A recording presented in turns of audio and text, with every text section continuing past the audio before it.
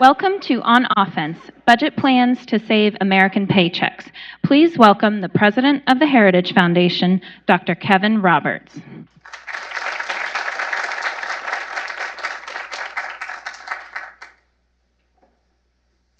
Thank you, and welcome to all of you to the Heritage Foundation on Flag Day. Those of you here in person, very warm welcome and grateful that you would be here. You might have noticed that as you go out to grocery stores, gas stations, restaurants, actually as you go anywhere where you might spend a dollar, that your dollar and my dollar and every American's dollar happens to be buying less. And that's because of typical failed policies of the worst presidential administration in history. I say that not to engage in hyperbole. We don't do that at Heritage. It's just a fact. And it is remarkable in a terrible way that because of hyper-centralization of government power, especially by the left, but sometimes by people we agree with otherwise, that inflation is caused not by someone overseas, but by people in this city. Today's event is designed to highlight a couple of great warriors, wonderful patriots on the matter of common sense and putting government back in its box, and I think you are in for a real treat, even though we wished that reality were not the case, that this is the worst inflationary environment since the late 1970s. In fact, there are some very smart economists who predicted that the United States would never again make such terrible decisions in terms of running deficits, that we would see that again, but here we are. The fix to that is to put government back in its box, to right-size our federal budget, to live within our constraints as a people, the same way that we have to do that in our own households. Joining us to make this possible, this conversation possible, are, as I mentioned, two members of the U.S. House who really are patriots. They're cheerful, but also very sober-minded when it comes to understanding the difficult political and policy decisions that need to be made regarding the federal budget. Our Heritage friend, Congressman Jim Banks, is the chairman of the Republican Study Committee. He has led this push we've seen and are highlighting today to promote conservative values and continuously fighting for those values. He serves as a member of the House Committee on Armed Services, the Committee on Veterans Affairs, and the Committee on Education and Labor, as you know, but it is worth noting he's a stalwart defender of self-governance, which ultimately is what we are focused on here at Heritage, opposing the nonsense of big tech, the Chinese Communist Party, and ESG advocates who, of course, are wreaking havoc on American investments and common sense. Joining him is our additional Heritage friend and patriot, Congressman Kevin Hern. He's the chairman of the RSC Budget and Spending Task Force, so he's been a busy man on this topic. He's had a huge part in writing the plan that we will feature today and is a real fighter for the conservative approach to government. If you haven't picked this up by following Congressman Hearn, he's a busy man, like Congressman Banks, serving on a lot of caucuses and committees, and I am grateful to him and to Jim Banks for joining us. We were hoping that Senator Braun of Indiana would be able to join us as well. He sends his regrets. There is a very important committee markup in the other chamber today where we know there's news on some other topics, and so he would be here, but does send his regrets for not joining us. I'm happy to introduce these two members of the House, as well as my friend and colleague, Matt Dickerson, who knows a thing or two about common sense budgeting, so please welcome them to the stage.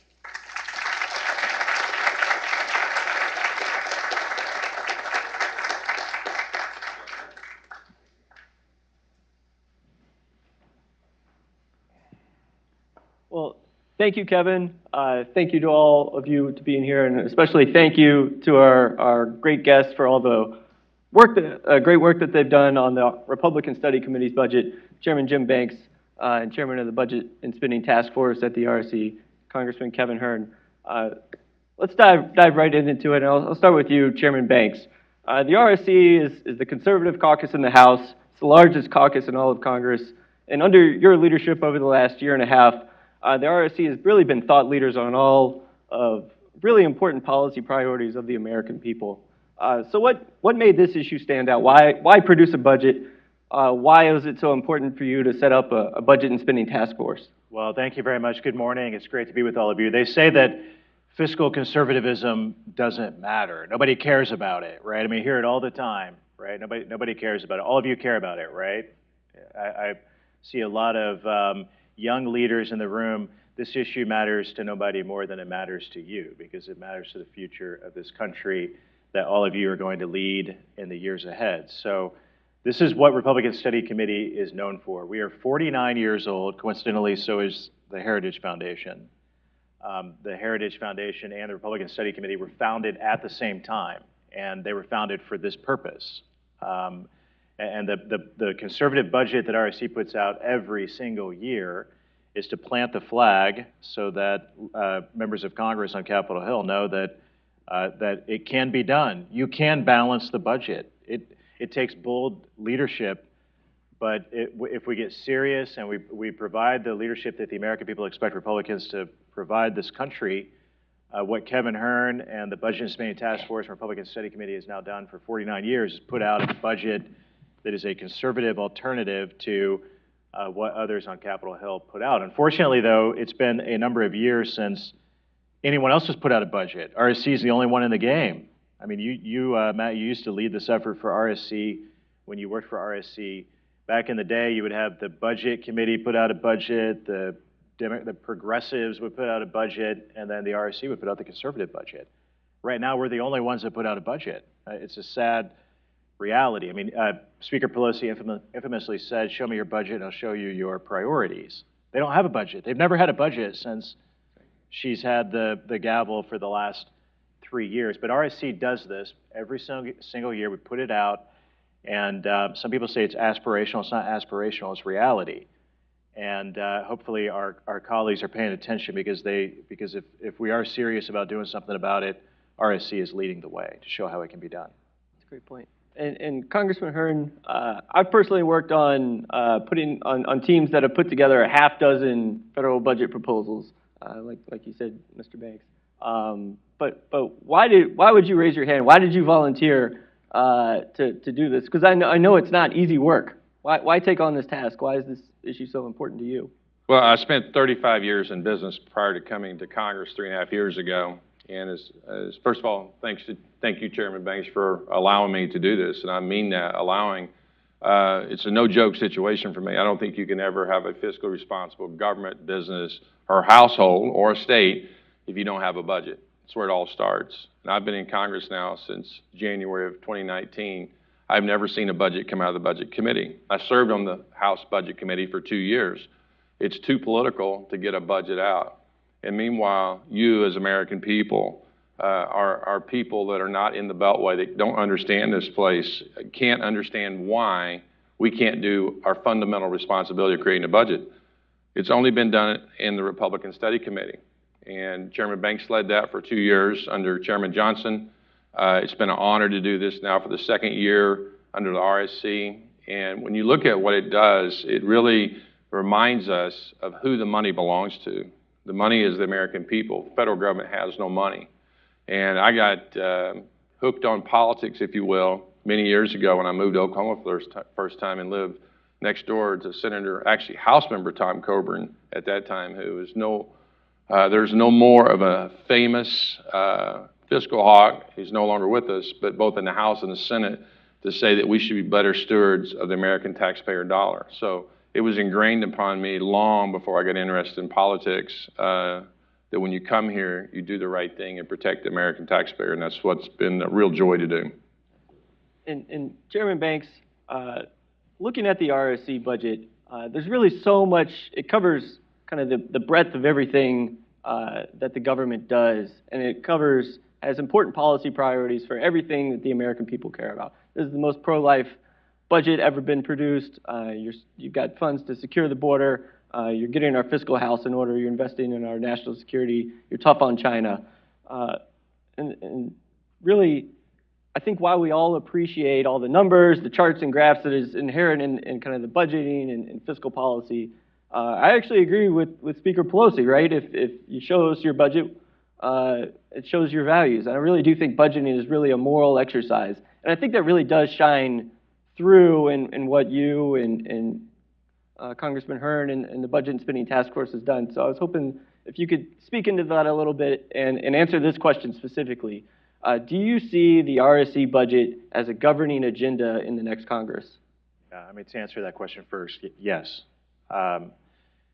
When we get the majority back after this historic midterm election, we have to lead as fiscal conservatives, or our voters will laugh at us and I don't think they'll ever vote for us again. I always say that when people say, well, Republicans are part of the problem, they grew when they say Republicans are responsible for the $30 trillion national debt, just like Democrats are, they're partly right. I mean, there is bipartisan blame, but don't compare us to the Democrats. I mean, Democrats in the last couple of years have spent more money than any government in the history of the world by far, and here we are surpassing $30 trillion in a national debt. So Republicans have to put forward a fiscally conservative agenda when we get the majority back, or we won't be taken seriously anymore. When we get to this point where a $30 trillion national debt, where we're spending more on interest on the debt than we spend on the entire Department of Defense and our national security, I mean, that's when you realize that just how desperate of a situation we find ourselves in. So what Kevin has done, that I chaired this effort, as Kevin said, in the last term, he's chairing it this term. What they've done this term is even better than what we did last term, and this is after COVID, all of the COVID relief money. I mean, I think the big point of it is that there is wasteful spending that we can find to cut. And we can fix Social Security, Medicare, and Medicaid, save it for future generations without touching it for those who depend on it today.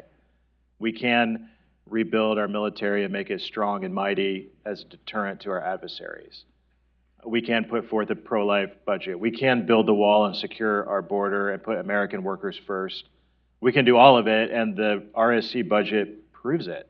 I mean, it proves that it can be done if Republicans have backbone and are bold, and we do what we say we're going to do when we get the majority back. So that will be the role that Republican Study Committee next term will play, will be to hold our Republican leaders accountable to do what we say we're going to do, and the place to start is the RSC budget. Great. And Congressman Hearn, I was hoping you could take some time, dive in, give people an overview of the policies that are included in the RSC budget, and also, can you also spend some time talking about how the RSC budget would address the #1 issue that's on the mind of voters, on the minds of the folks in this room, on the minds of people tuning in? How will it turn the tide of inflation and help put our economy back on the right track? Well, not only has Speaker Pelosi said, show us your budget and I'll show you your values, but that's what Joe Biden said just in March before he released his budget. And if you look at his budget never balances, unheard of. A president puts out an aspirational budget that never balances. Your families, your states, your businesses have to balance a budget. They have to spend less than they earn in order to be responsible to ensure they're not going into bankruptcy. I would tell you that this is not a conservative budget. This is an American budget, because all of America has to balance their budgets, have to, or they can't stay a viable firm. And most would argue that we've been bankrupt for a long time, if not for the fact that we're the largest economy in the world. China would love to take that spot, and will do so if we continue down this irresponsible spending path. But when you look at, the first thing you have to do is you have to reduce your deficits to zero, and obviously have a budget surplus annually to pay down your debts. It's false. I mean, the rest of it's kind of gimmick with monetary policy that changes your debt structure. But the reality is what American people know: in order to start paying down debt or to have excess revenue to pay debt, you have to spend less than you take in. Otherwise, you're going to continue to borrow and add to the debt. Just this past week in Ways and Means, I sat on the Ways and Means committee, and I asked Yellen, and some of my other colleagues did too, do you care about deficits and debts? And she specifically responded to the question and said, I do think we should lower our deficits. Basically implying that she doesn't care what the debt is.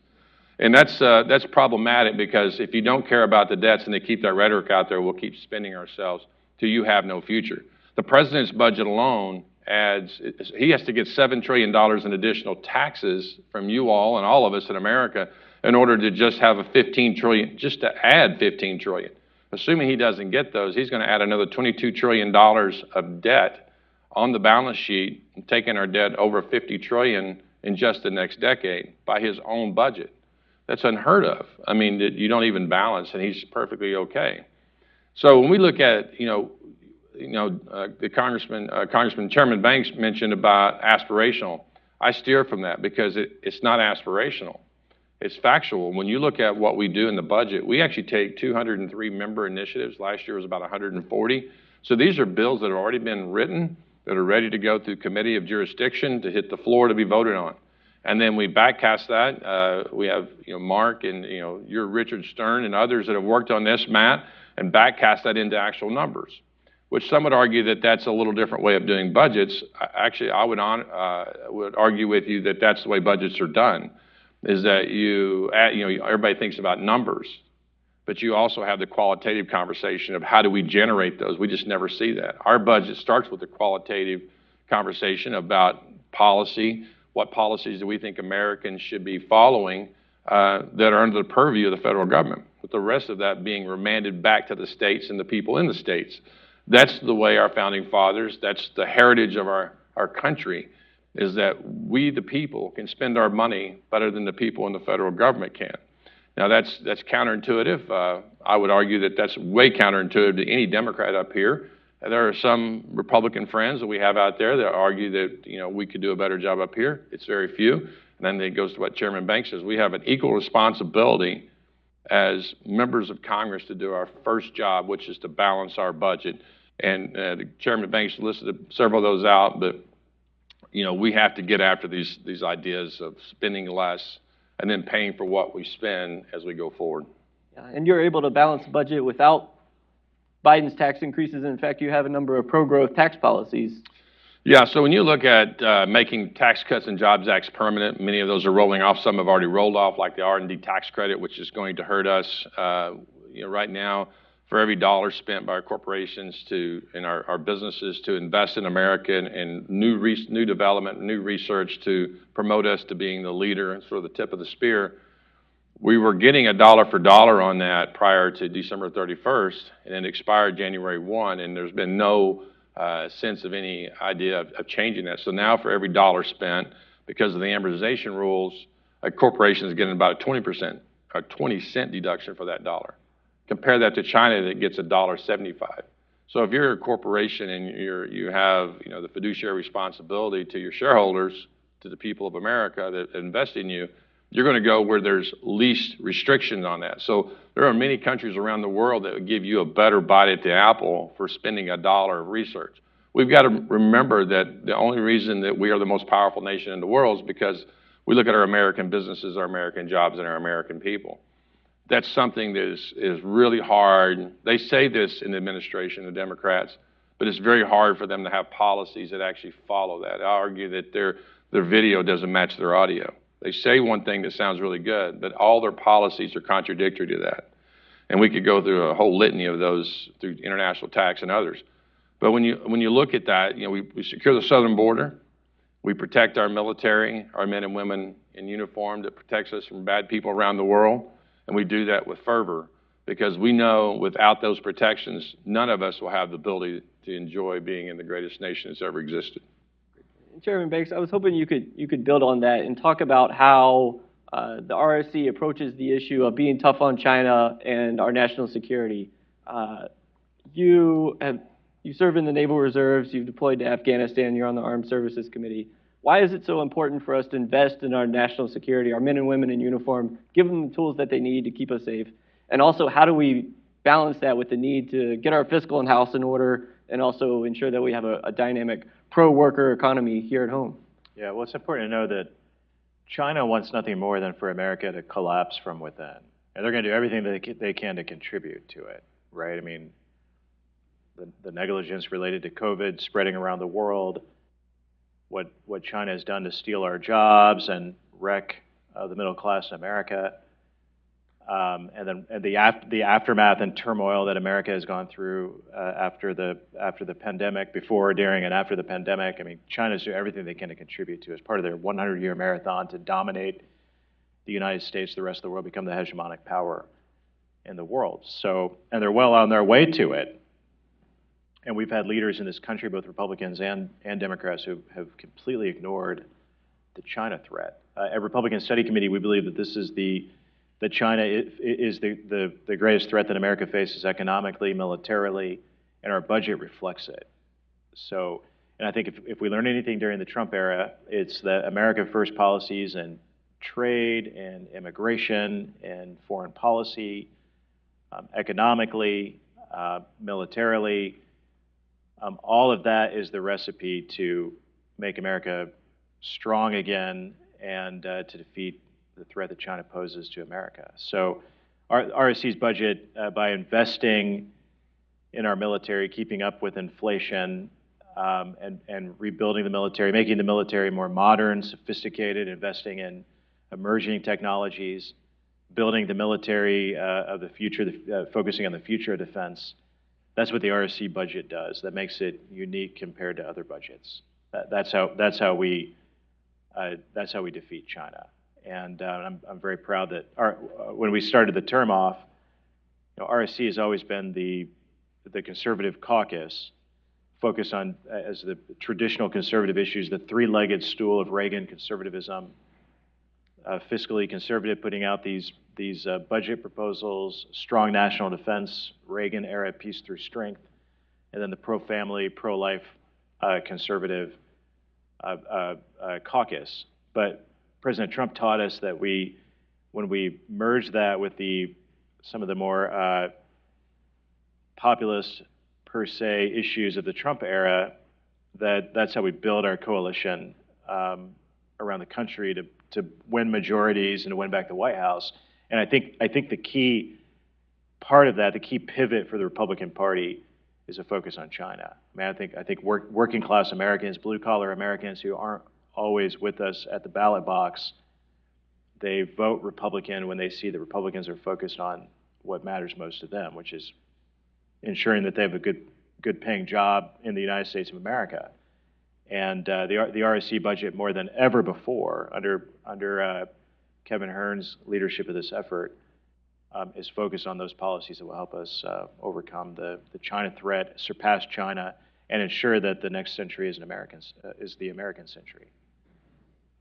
Congressman Hern, I'll shift gears a little bit. And I think it's important that we talk about the two largest programs in the entire federal budget, and that's Social Security and Medicare.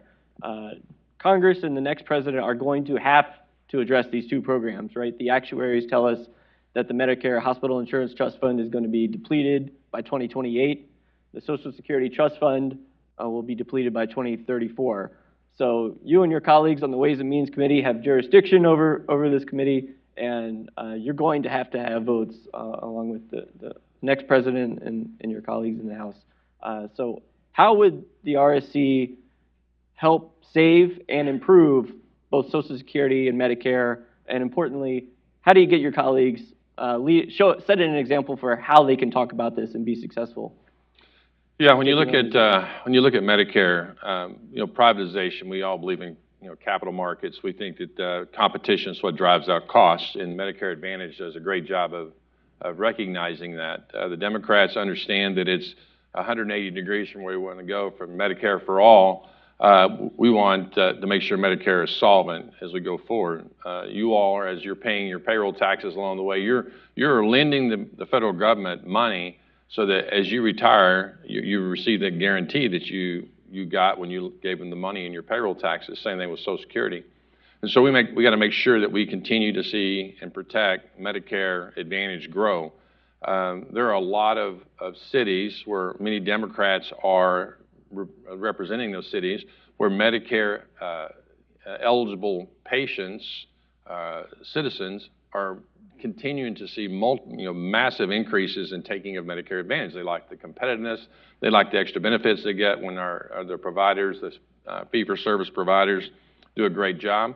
Unlike Medicare A and B, that are government-driven, are completely, woefully underfunded. We have to continue to take money out of the general fund for certainly Medicare B, and it's a real problem. It's going to consume our entire budget. The second thing is when you look at Social Security, the problem is that Social Security last time it had any kind of real reform was in 1983. And it's always outside of our budget window. So when we look at the 10-year traditional budget window to try to make any kind of structural changes, it never really scores. But the reality is that when it was put in place in 1935, we were much younger. I think the life expectancy was 48 or 49 years old. It was really about, the last 2-3 years of your life to protect you, to give you a little bit of money when you couldn't work anymore. And now, we're talking about, getting it, 65, 67, 70, as we're jostling these dates around, these ages. And you're living to be 95 or 100. I think it's like 1 in 4 people now are going to live to be 100. We just do not have the capacity to fund that long. So we've got to look at how we move those ages, those retirement ages, and not impact the people who have counted on that. So in the budget, we look at starting that at age 44. There's probably nobody in America, or if there are, it's a handful, that think at 44 they're worrying about how they're going to retire. And they're certainly not counting on Social Security. But if we start moving that, and you think about it, even a 75-year window, that's 30 years from now. That's 3 times the length of our budget window. So we have to look at the net present value of those impacts, the actuarials on those impacts out a longer distance, so we can see if we're impacting the curve, bending the curve or solvency of Social Security. One of the greatest threats to our program is disability insurance. When you look at the growth of the population in the United States has grown about right at 90% since 1960. We've had about a 10-fold increase of that of people on disability insurance. It's become too lenient. It's become, people can figure out different ways. It's a legitimate program. It needs to be done. It needs to have complete overhaul. Look at that to make sure that we don't have people that become disabled at a very young age that stay on that the rest of their life, because 2 things happen. One is we don't have the ability to compensate. Our model, our program wasn't set up for that. And second, it takes them out of the workforce. And so that's a problem. And those 2 things right there alone, Medicare and Social Security, are consuming our entire budget. And just in a very short order, everybody in Congress, well, I certainly say this, everybody, including the appropriators and everybody else, says, we're running out of discretionary money because the guaranteed programs are consuming our entire budget. We're going to be down to somewhere around 15% in another decade of actual money of the entire budget that we're actually appropriating out of Congress. I want to take our conversation in an optimistic direction, right? As one of my friends, really close friends, likes to say, politics is really like a golf swing. It's all about the follow-through.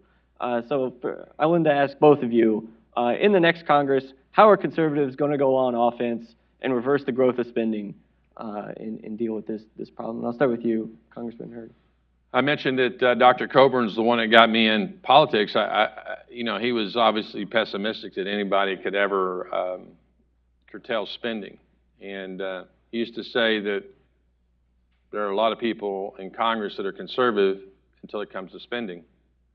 And if you think about that, that's kind of comical, because that's really what the deal is. Everybody, as long as you cut somebody else's dollars, you don't cut mine, then we're good. But I believe that if we take a little bit from a lot of programs, then nobody has to suffer a lot. And that's really how you look at it in business.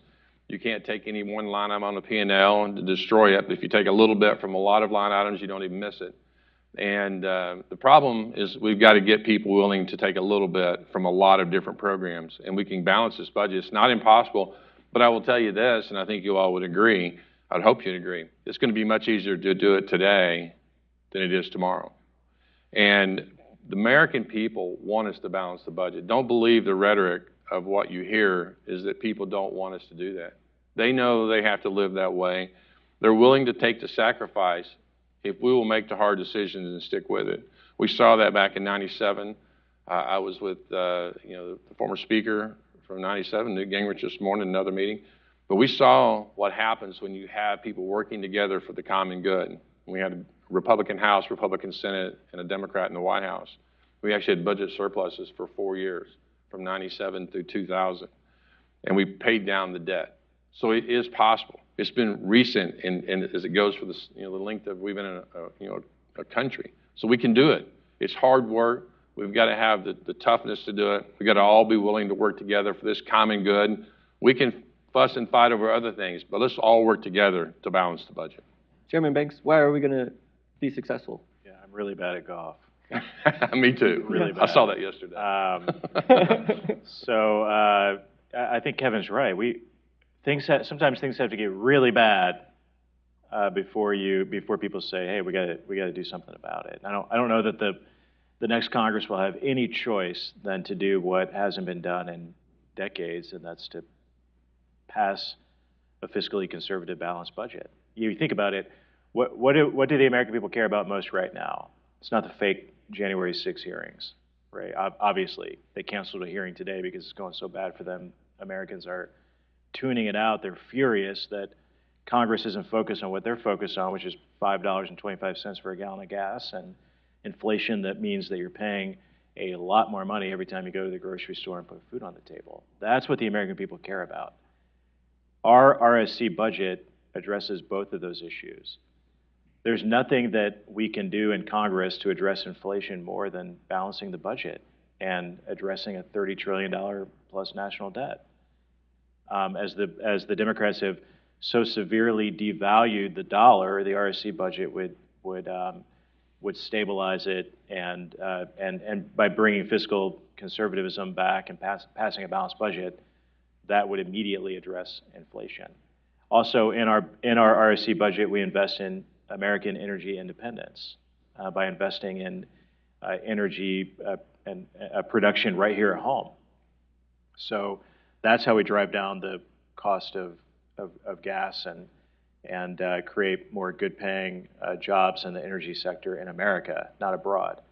So I'm optimistic because I don't think we have a choice. And when we get the majority back and it's on our shoulders, and the responsibility is on our shoulders to lead, we don't have any choice but to do it. And the RSC is going to continue to be that shining light on Capitol Hill that's going to push our Republican conference, our Republican leaders to be bold, do everything that we said we were going to do during the campaigns, and you can start right here.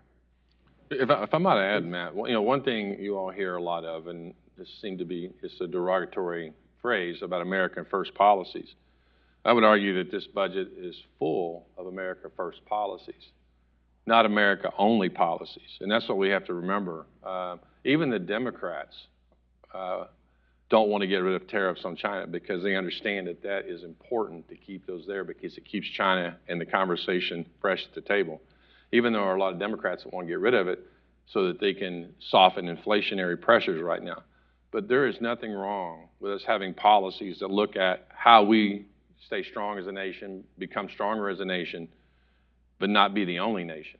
The global economy is important for the growth of what we do and who we do and the goods we produce, but we just can't give away everything for the sake of being nothing to anyone. And that's what our policies inside of this budget do. They really turn the focus to protecting our American companies, American jobs, and American people.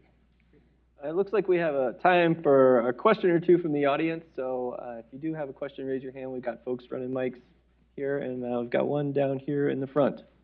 If you could wait for the mic and say your name and where you're from. And Yeah, hi. My name's Jack. I'm a high school student from up north in Boston. I had a question. How can fiscal conservatives kind of appeal to folks across the spectrum, whether they're socially conservative or whether they come from other persuasions? Yeah, I think it's a great question because everybody thinks that you can't be both. I believe you can because at the end of the day, you have to follow the money. If you are a broke nation, then your policies are pretty much not going to be that important to anyone. And again, right now, if you look at what's going on, the Chinese are abusing 1 million Uyghurs over there, and we're still allowing them to conquer the world for the sake of the fact that our policies are so poor in how we deal with China. It's because we have to. We've lost the competitive advantage to China in many areas, so we're having to succumb to allowing these social, really social bad behaviors of China to exist.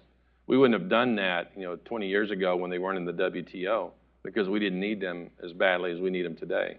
And we've really seen this be exacerbated under the whole narrative of COVID when we see 6 containers coming from the Asian continent to the United States when only one of ours is going out.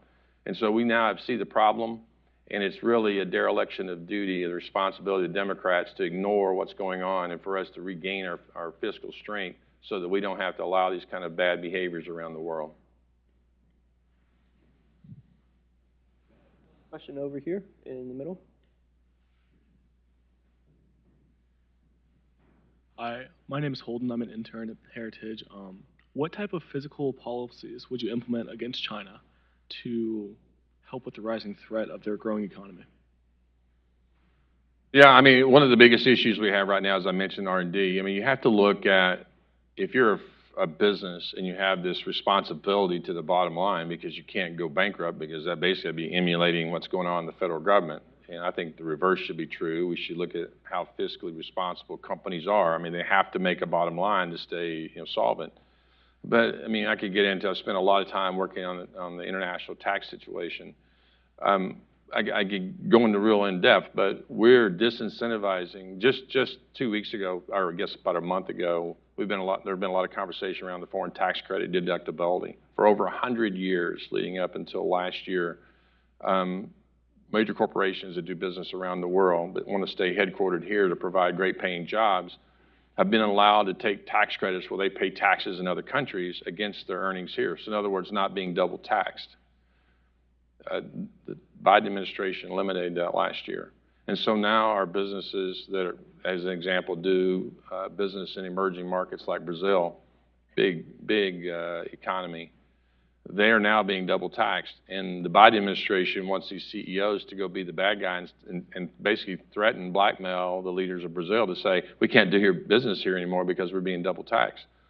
That might have worked 20 years ago, but now China is more than happy to take 100% of that business. And if you keep doing that country by country, we're just going to be shrunk to the fact that our business leaders are going to have to make a decision. Do I take American jobs somewhere else around the world where I'm not as regulated and as taxed? And all that's going to continue to do is remove our great paying jobs from here, and they'll still do business here. The job just won't be here. Well, I would add one more thing to that. We have to cut the head off the snake. And one of the biggest sources of capital for China's defense industrial base is federal and state pensions from the United States of America. So we have federal retirees who spent their entire life maybe serving in the military, whose pensions are invested in China's military shipbuilding, or in emerging technologies, or companies like Hikvision, which is the surveillance technology that the Chinese use to surveil and round up Uyghur Muslims and put them in detention camps.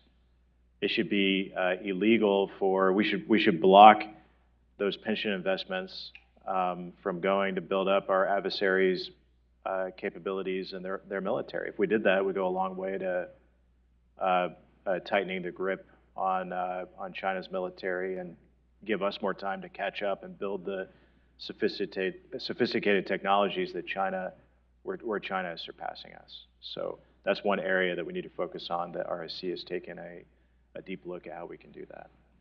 Well, I think this has been a great conversation. Thank you all for being here. Thank you to Congressman Jim Banks. Thank you, Congressman Kevin Hern. And thank you, most importantly, for the great work you're doing, the great leadership you're doing in the House of Representatives. And let's give them a round of applause. Thanks, Matt.